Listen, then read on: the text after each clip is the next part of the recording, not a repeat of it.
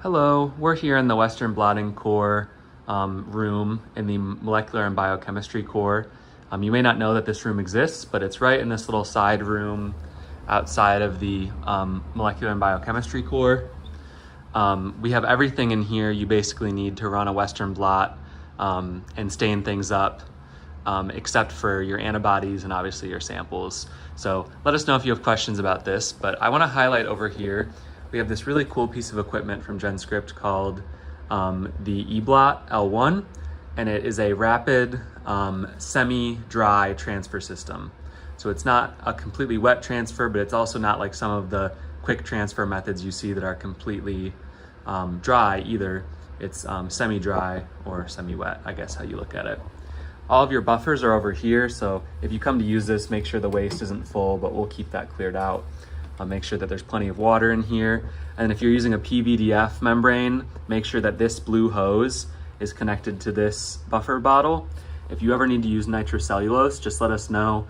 We don't have the buffer made because it's not as commonly used right now, but we can make buffer for you and make sure that this cap gets switched over to that bottle so that it'll draw the correct buffer through the transfer system. To get started, the switch is in the back. It makes a terrible noise when you boot it up. That will start turning on. And I've already pulled out one of these cassettes. There's a little quick guide here on how to set up your sandwich. You can see it has you put the plus, the red side to the right. And what's really nice about this, besides the fact that you can do a transfer in only about 15 or 16 minutes, is that you don't need to spill buffer all over the place while you're making the sandwich. The sandwich can just be kind of made dry. Over here, I have my membrane activating and methanol, which we have in the core. And I have my my gel is washing in distilled water right now. What I'm gonna do off camera is I'm gonna transfer my membrane from the methanol into this PVDF membrane equilibration buffer for a minute, and then I'll regroup with you after that point. Again, if you need the nitrocellulose equilibration buffer, we do have that. Just let us know and we can mix it up for you. So the membrane is equilibrated in that buffer now, and I'm gonna start making my sandwich. So what you can do is on here, we have special sponges in this box here that fit these cassettes. We're gonna be assembling our sandwich on the right side. I'll just put this sponge off the side for a second. See, all you have to do is put the sponge, the membrane, the gel, and another sponge. So I'm gonna pull the membrane out of this buffer using my tweezers.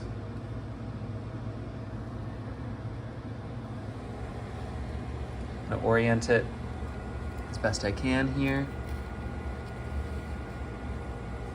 so that it is fully under the sponge. And then I'm going to pull out my membrane, and I'm gonna stop recording for a second so I can do a good job doing this. So I've placed my gel, making sure it's well, it and the membrane are well lined up. And then you can really gently use one of these rollers to get out bubbles. You don't need to make things wet here. They recommend you just keep it relatively dry, although you don't want to let things dry out for too long. So just be careful when you're rolling this. I've been a little bit not cautious before and I've torn one. And then once you're done, you can put your last sponge on top, close the cassette, and then the red button on the red positive sign of the cassette will come towards you when you insert it into the machine.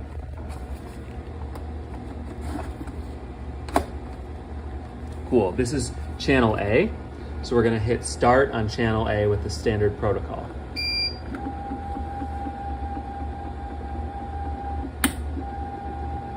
And this will run for the next several minutes. And after this, I'll take it out, show you what it looks like, and I'll also show you how to set some different protocols on this machine.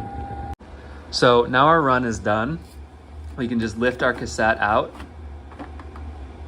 And I just let it drip for a second typically. And then you can set it down on the bench. It's gonna be a little wet, but you can wipe it up when you're done. And then you'll notice it's a little bit warm, but since it does flow the buffer through, it tends to do a better job on keeping bubbles and things from forming. If I peel that back, you can see that our membrane underneath the gel, our ladder is transferred, and there's not much left on our membrane. And of course, sorry, on our gel. Of course, you could do a total protein stain on your gel to see how much protein didn't get transferred. And if you need to extend the length of the protocol for the fast transfer to get more protein to transfer over, you could do that. So at this point, you can take your membrane, either go to stain either manually or in the Easy West Lite, which there is a different video for that I recommend you watch. Really good automation tool to make staining easier and more hands-free. You will wash out these sponges in the sink and let them dry. Put your membrane in the dry waste bucket that we keep under the buffer cart. Rinse out your membrane cassette, this plastic piece, just with water, and leave it to dry, and we'll put it back in the machine once it's dried. One more thing I'll explain here is just how to change some of the settings in the software. So first of all, we use the A channel, but the B channel is independent. So if someone else is in the Western room is the same time as you, both of you can transfer at the same time. Or if you have two gels to transfer, you can transfer two at once. And then let's say if you had more than two, you could load those ones next. If you can move up and down between the two channels, and if you hit settings, if you hold settings, you can open this and pick the method.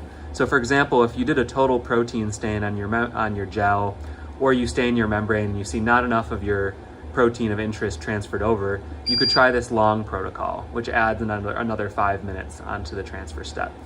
Or you could even create a custom protocol down at method 1 where you could define a longer time. If you're using a protein and you find that you don't need as much time, you could even use the short protocol, which is only 10 minutes. For most people starting out, we recommend using the standard protocol though.